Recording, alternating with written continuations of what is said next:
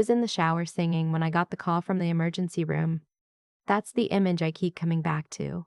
Not the hospital bed, not the fluorescent lights, not even the moment the doctor told me what they found. Just that. My husband behind a curtain of steam, singing some old country song off key, while 30 miles away, my mother was being cut out of a car wreck on Route 9. I stood in our bathroom doorway with my phone pressed to my chest and I thought, tell him. That's what you do. That's your husband. You tell him.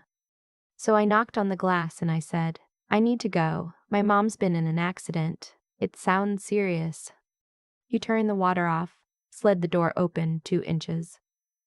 Looked at me the way he looks at the TV when a commercial comes on. Present, but not really there. How serious? He said. They said possible internal bleeding. I don't know yet. I have to go. He nodded slowly. Then he said, I've got that thing with Derek and the guys tonight, the Braves game. I already paid for the suite. I just stared at him. I'll check in, he said. Keep me posted. And he slid the shower door closed. I drove to Piedmont Hospital alone. I sat in the ER waiting room for 4 hours alone. I called my older brother twice and he didn't pick up. It was late. He lives in Denver now. Time zones. I drank bad coffee from a vending machine and watched a woman across from me hold her toddler while he slept against her shoulder. And I thought about what it means to love someone so much that you'd sit on a plastic chair in a fluorescent room at midnight without being asked. My mother was going to be okay. That's what they told me around 1 a.m. Bruised ribs, a hairline fracture in her left wrist, a concussion that needed monitoring. She would need surgery on the wrist in the morning. She would need someone there. I texted my husband, she's stable. Wrist surgery tomorrow morning. I'm staying. He wrote back 20 minutes later. Good. Get some sleep if you can. Don't forget the dry cleaning is ready. I read that text 4 times. Don't forget the dry cleaning is ready. My mother was about to have surgery and he sent me a reminder about dry cleaning. I put my phone face down on the chair beside me and I didn't pick it up again for a long time. I just sat there in the quiet of that waiting room and something shifted in me. Not broke, shifted. Like a bone that's been out of place so long you forgot it wasn't supposed to sit that way. And then suddenly it moves, and the pain of it is almost a relief. Because this wasn't the first time. That's the thing no one tells you about reaching a breaking point. It's never really one moment. It's 100 small moments you talked yourself out of, explained away, forgave without being asked. The work trip he took when I had my appendix out, and he said, you'll be fine, you're tough. The time I asked him to come with me to my friend's dad's funeral, and he said funerals made him uncomfortable. The birthday dinner where he invited 3 of his coworkers without telling me and then seemed genuinely confused why I was quiet the whole night. I had been editing myself down for years, making myself smaller, rounding off my own edges so I fit more neatly into the space he'd decided I occupied. My mother's name is Carol. She is 61 years old and she taught elementary school for 30 years. And she makes the best biscuits in the state of Georgia. And she has never once in my entire life made me feel like I was an inconvenience. That morning when they wheeled her into pre-op and she saw my face, puffy, no sleep, wearing the same jeans I'd had on since dinner the night before, she reached out and took my hand and said, You didn't have to stay, baby. I know, I said. Where's your husband? I didn't answer right away. She looked at me for a long moment and didn't ask again. He called at 9:15 that morning, right as they were taking her back. I stepped into the hallway to answer. How's she doing? He asked. He sounded like he was in the car. I could hear the radio. She's going into surgery right now. Good, good. Hey, so did you move my blue blazer? I can't find it anywhere. I actually pulled the phone away from my face and looked at it, like I was waiting for some explanation to appear on the screen. Your blazer, I said. The one I wear to the client dinners. It's not in the closet. I don't know where your blazer is. My mother is in surgery. I know. He said it the same way you'd say calm down without saying calm down. I'm just asking, forget it. Let me know how it goes. He hung up. I stood in that hallway for a long time after. There was a window at the end of it that looked out over the hospital parking lot. I watched a man carry a bunch of pink balloons in through the entrance below, the kind they sell in the gift shop. And I thought about how someone out there was having a day that felt like balloons. My day did not feel like balloons. My mother was out of surgery by noon. The orthopedic surgeon came out and told me everything had gone well, that she'd need a few weeks of recovery and then physical therapy for the wrist. She'd be sore. She couldn't drive. She lived alone, had since my dad passed 4 years ago, in the house we grew up in out in Marietta. I called my husband on the drive back from the cafeteria. She's out, I told him. Surgery went well, but she can't be alone. She's going to need someone for at least 2 or 3 weeks. Okay, he said. I think I should stay with her. A pause. For how long? I just said, 2 or 3 weeks, maybe more depending on how the PT goes. Bridget, that's my name. He said it the way he always does when he thinks I'm being unreasonable, flat, like he's disappointed but patient. I need you here. I have the Morrison dinner on Friday. You know how those things go. Your mother could. My mother has her own life. You're my wife. There it was. That word dropped like a weight. Wife. As in, this is your role. As in, your mother's recovery is an inconvenience to my dinner party schedule. I'll figure out the dinner, I said. I'm staying with my mom. He didn't say anything for a moment. Then, fine. But don't expect me to just sit around waiting. I didn't know exactly what that meant, and I told myself I didn't want to know. I stayed with my mother. The first few days were the kind of quiet I'd forgotten existed. She slept a lot, groggy from the anesthesia, and I sat in the kitchen of the house I grew up in and drank tea and watched the birds at the feeder she keeps by the back window. A cardinal came every morning around 7:15. She'd named him Gerald. I started looking forward to Gerald. My husband texted sporadically, mostly logistics. Did you pay the electric bill? And the Hendersons are coming Saturday. Should I order catering? And, once, I miss you. That last one sat in my chest like a splinter I couldn't quite get to.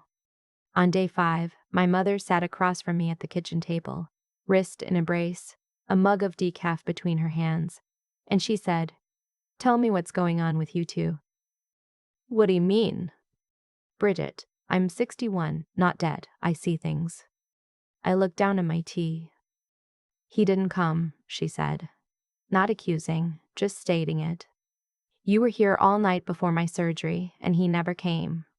He never called the room to check on me. You've been on your phone, and I can see from your face it's not good news coming through. He's busy, I said. Habit.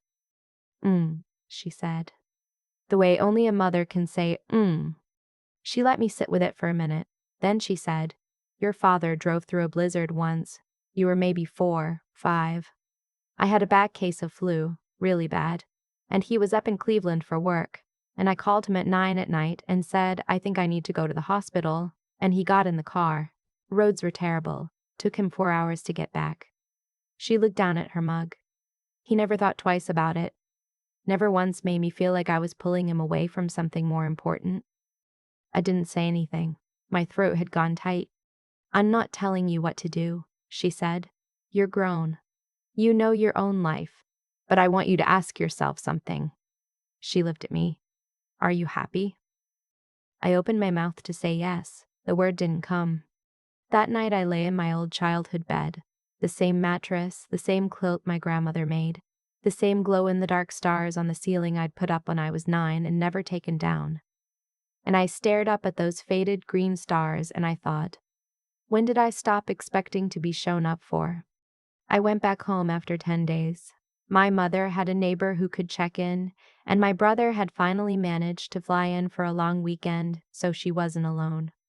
I hugged her at the door, and she held on an extra beat and whispered, You deserve someone who drives through blizzards. The house felt different when I walked in, or maybe I felt different. My husband was there, on the couch, laptop open, glass of bourbon on the coffee table. He looked up and said, Hey. Not I missed you. Not how's your mom. Just, hey, like I'd gone out to get groceries. Hey, I said. I set my bag down. I looked around the house we'd lived in together for 4 years, the furniture we'd picked out, the photos on the wall. The life that, from the outside, probably looked completely fine. We need to talk, I said. He closed the laptop slowly. About what? About the fact that my mother was in an accident and you sent me a text about dry cleaning. Bridget.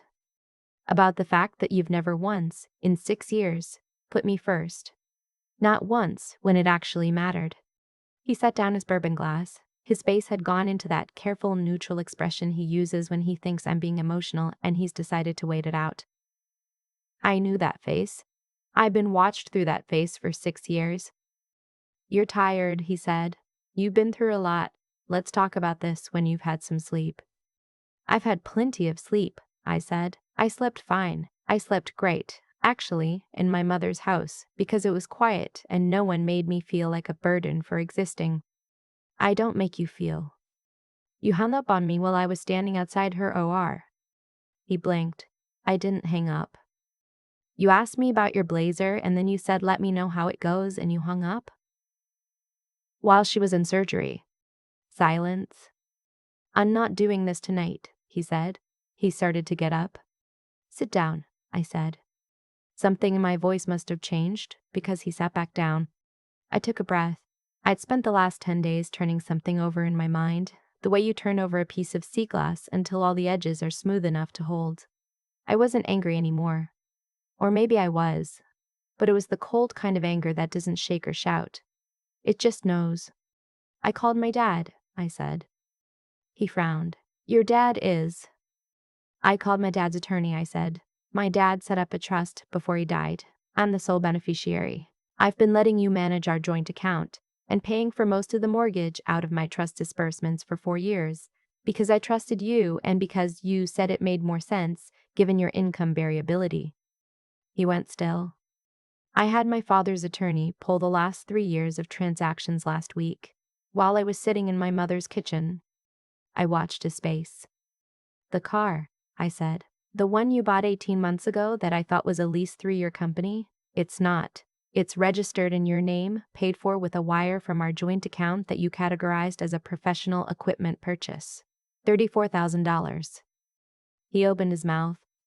The trip to Scottsdale in March, the one you said was a sales conference. I called the Phoenician. There was no conference that weekend. There was, however, a reservation for 2.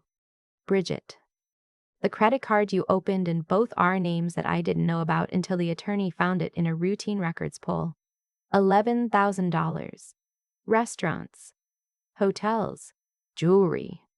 The room was very quiet. I didn't do any of this before, I said. I didn't look, I didn't ask, I didn't want to know. I kept making excuses and I kept making myself smaller and I kept thinking that the version of you I'd married was still in there somewhere and that if I was patient enough or accommodating enough, he'd come back. I exhaled slowly. He's not coming back because he was never really there. My husband's face had gone through several phases in the past few minutes. Caught. Calculating. Then something that looked, briefly, almost like relief, like he'd been waiting for this too. What do you want? He said. His voice was quiet now. I want a divorce, I said. And I want you out of this house by Friday. The house is joint.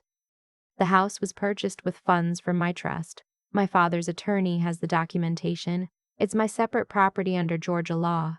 The prenuptial agreement we signed, the one you pushed for, actually, to protect your business assets, also protects mine. I looked at him steadily. David reviewed it thoroughly. He thinks you'll find it covers this situation very cleanly. David is my father's attorney. He has been my father's attorney since before I was born, and he has known me since I was 7 years old, and he flew in from Savannah the same morning I called him without me asking him to. My husband stared at me. You've been planning this, he said. I've been sitting in my mother's kitchen, I said, drinking tea and watching a cardinal named Gerald. And thinking. He left Friday. He didn't make a scene about it, which surprised me. Maybe the prenup surprised him.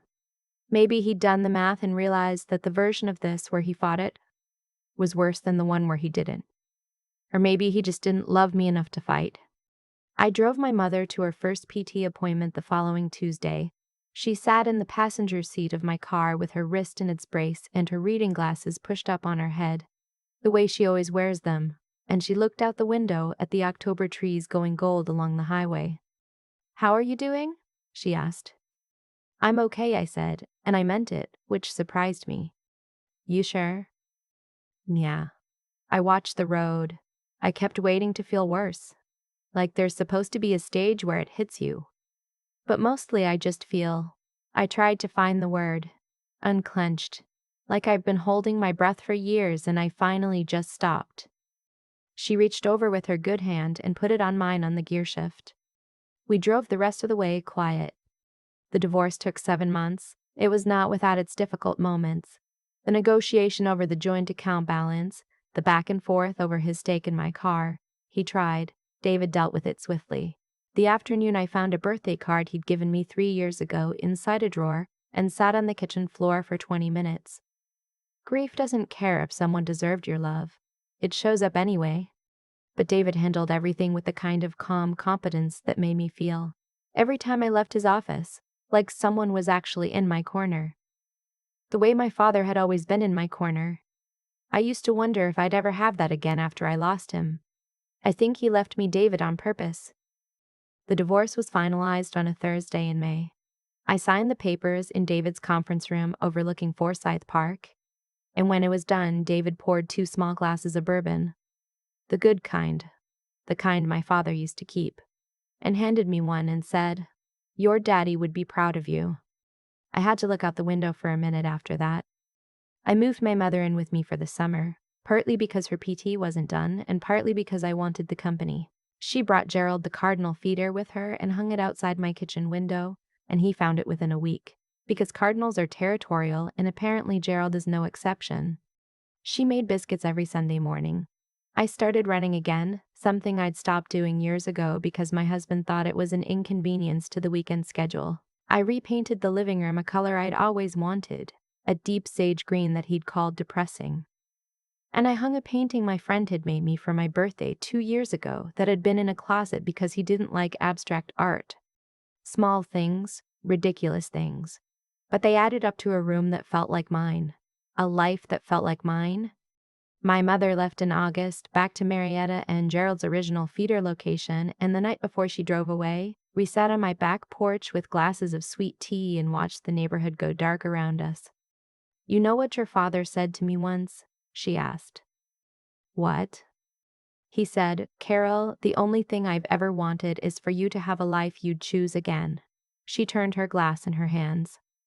"I think about that a lot." "Would you choose again, the life you have right now?" I looked out at the yard, the sage green living room glowing through the back windows, the cardinal feeder, the running shoes by the back door. "Yeah," I said, "I think I would." She smiled and didn't say anything else.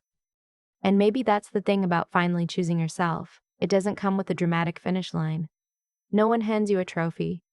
You just wake up one morning and realize the person looking back at you in the mirror isn't bracing for anything.